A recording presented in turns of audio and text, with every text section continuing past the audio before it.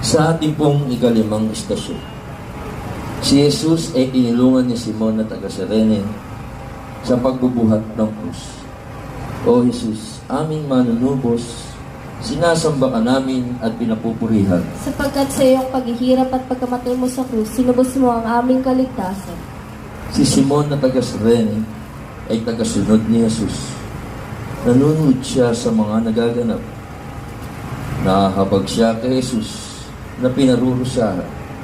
Natatakot naman siyang basta tumulong, kahit na si Jesus ay nadarapa sa pagpasal ng krus.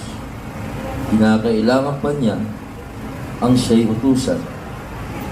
Nakalarawan kay Jesus ang mga dukhat kaawa-awa, salat na sa kabuhayan, pinagkakaitampa ng katarungan, mahina na'y pinagpapasampa ng lalong mabigat na dala